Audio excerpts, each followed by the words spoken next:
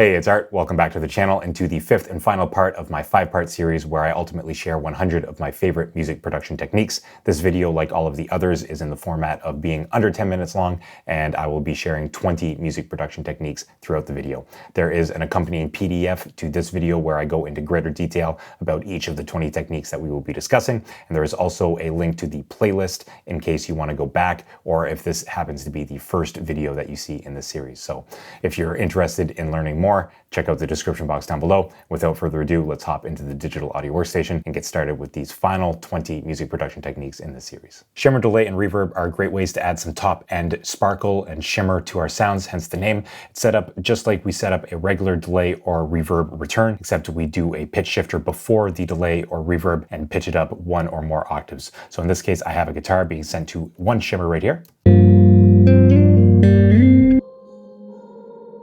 And in this case, I actually sent this bus to 2 more shimmers.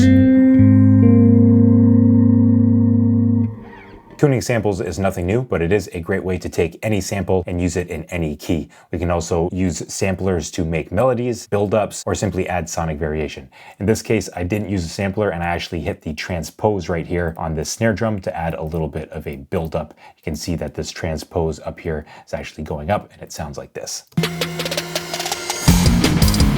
Because the human vocal is so expressive, singing our melodies can make our melodic ideas more natural and, dare I say, human. So in this case, I have an example where the vocalist laid down a lead line with his voice.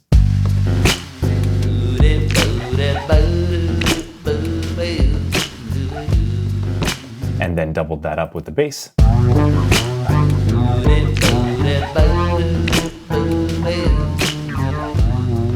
Tracking and editing are obviously very important parts of the music production process, and it's important for us as music producers to know when to do things tightly versus loosely, depending on the genre and the overall aesthetic of the song. So for a song like this, loose is probably a little bit better. We can have a listen.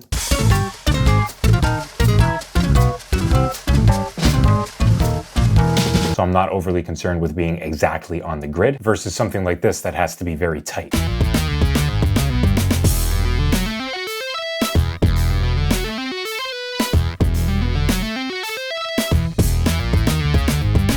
Altering formants is a great way to get cool sounds out of not only vocals but also instruments. It tends to work best on monophonic instruments, and it's a great way to get a sort of wah-wah effect. So I have a synthesizer right here that is doubling the bass, and this is what it sounds like with an automated formant filter.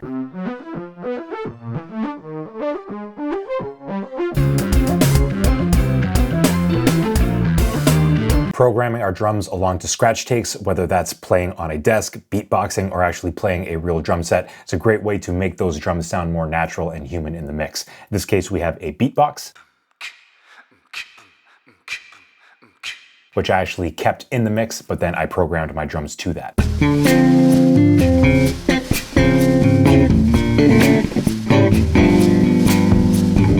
Sampling older projects into newer projects is a great way to recycle old material and also to actually make use of material that you don't actually plan on ever releasing. So in this case, I have Daintree, and I took this sample, I resampled it and turned it into this.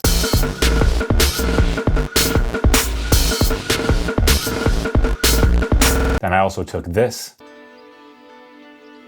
resampled it and turned it into this.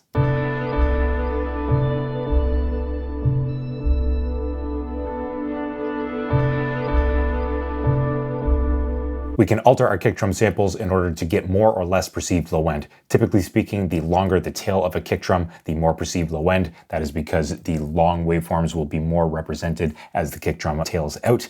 And so if we can find cut points, we can actually shorten the kick, as in this case, finding a nice place to cross over right here at 0. Or we can loop things and make the kick drum longer, as in this case. So if we listen to these back to back to back, here's the original. Here's the short version, and here's the long version. Subtle, but it does make a difference. Chromaticism helps add interest to our lead and bass lines, or even our chords, by offering notes outside the key that ascend or descend into notes that are inside the key. This example right here is a little bit extreme, but it really drives home the point.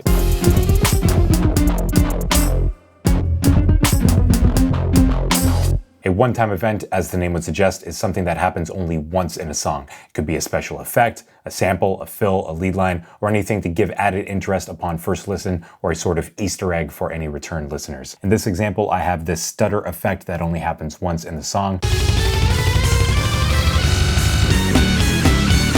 That's just one example of what a one-time event could be, and I would encourage you to add multiple one-time events into your productions. Flipping the stereo channels of our effects returns is a great way to shake things up in the overall width and stereo panorama of the mix, and it can help balance things if the track or tracks that are feeding such an effects return are a little bit lopsided. In this case, I have a piano feeding a string of different delays, and each delay has this swap LR on, so each of these returns that are feeding into each other are being switched.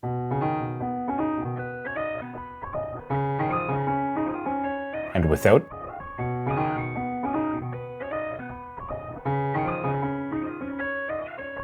It's subtle in this use case, but it is a very cool effect. Plate reverbs are common on snares thanks to their spacious and bright characteristics. And with acoustic drum tracks that have a lot of bleed, they can also help to tie the entire kit together. So when in doubt, stick to tradition and utilize plates on your snares. I really like the little plate from Sound Toys. Similarly, electric guitar amplifiers have traditionally been built with spring reverbs, and so that springiness and that bounciness of spring reverb is somewhat expected from electric guitars. So again, when in doubt, utilize spring reverbs. In this case, I have the Space Designer on the 1.4 second amp spring. We can use stereo widening tools to actually reduce the stereo width of our individual stereo tracks or even our stereo mix without incurring the same phase issues that we get from widening the mix. In this case, I have the chorus of this song at 100%, and then the directional mixer is going to take in the stereo image for the verse.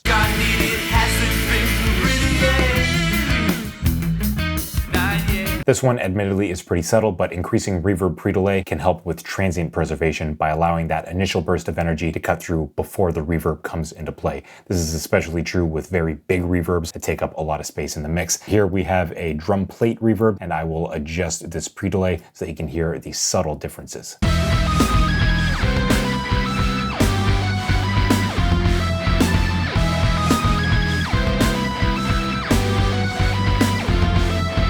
Layering Foley on top of our percussion is a great way to get some extra texture and movement in our drums. In this case, I have this rock sample and some pencils, some nails, and all together with the drums. Altering chord voicings is a great way to get more sonic variation out of the same chord progression we're using. In this case, I have strings playing stacked fourths, and this chord is the exact same as this chord, it's the exact same as this chord. They are just in different inversions. They have the exact same 3 notes, and same goes for these as well.